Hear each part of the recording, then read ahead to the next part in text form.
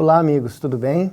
Estamos mais uma vez juntos e vamos continuar o nosso estudo sobre a Bíblia e as profecias. Desta vez, identificando o chifre pequeno. Eu quero convidar você a ler o texto de Daniel 7:25, que diz assim: proferirá palavras contra o Altíssimo, magoará os santos do Altíssimo e cuidará em mudar os tempos e a lei, e os santos lhe serão entregues nas mãos por um tempo, 2 tempos e metade de um tempo.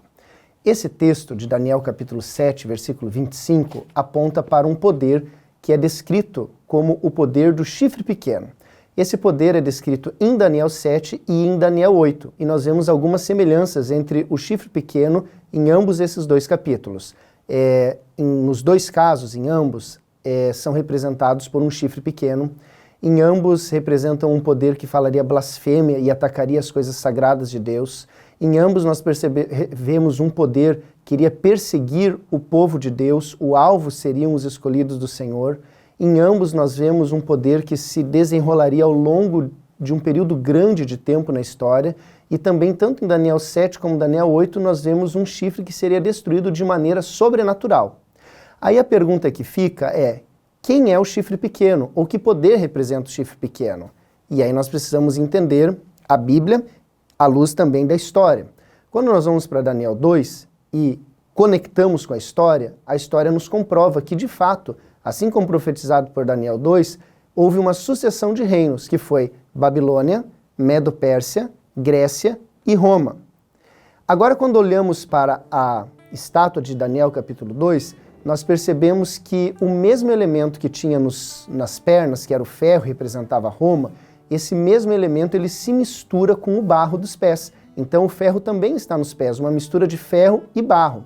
Ou seja, qual seria o reino que viria depois de Roma e que teria poder para fazer todas essas coisas? Só existe um poder, que é Roma papal. Não estamos falando de pessoas, mas sim de instituição.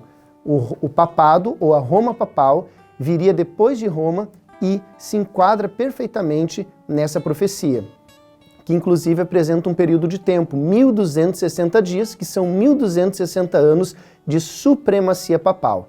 Esse período de fato começou no ano 538 depois de Cristo, quando saiu o edito de Justiniano, que deu ao bispo de Roma poderes tanto religiosos como políticos, e a partir daí houve todo esse período onde o papado dominou o mundo como um todo e fez todos esses ataques à lei de Deus, fez ataques ao próprio Deus, fez ataques à forma como as pessoas buscavam o perdão dos pecados e fez ataque também àqueles que estariam dispostos a seguir a Deus, seguir a sua palavra e andar nos seus caminhos. E quando essa supremacia terminou?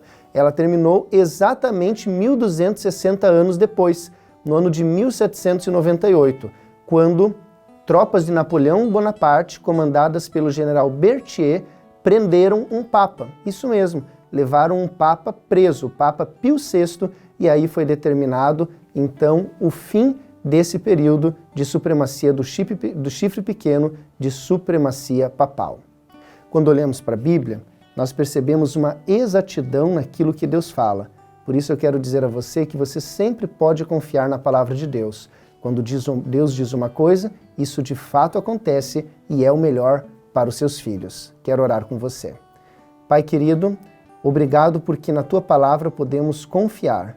Obrigado porque o Senhor nos deu um relato sobre a história do mundo, tanto coisas que passaram e coisas que ainda vão acontecer. E obrigado porque podemos sempre confiar no Senhor. Que possamos ter o Senhor como Deus da nossa vida, a Tua palavra como o guia e a luz para os nossos caminhos, e a esperança que o Senhor nos dá como aquilo que nos faz andar de cabeça erguida, confiando de que o Senhor tem planos melhores e eternos para cada um de nós. Nos abençoa nesse dia, entregamos a vida em Tuas mãos em nome de Jesus. Amém.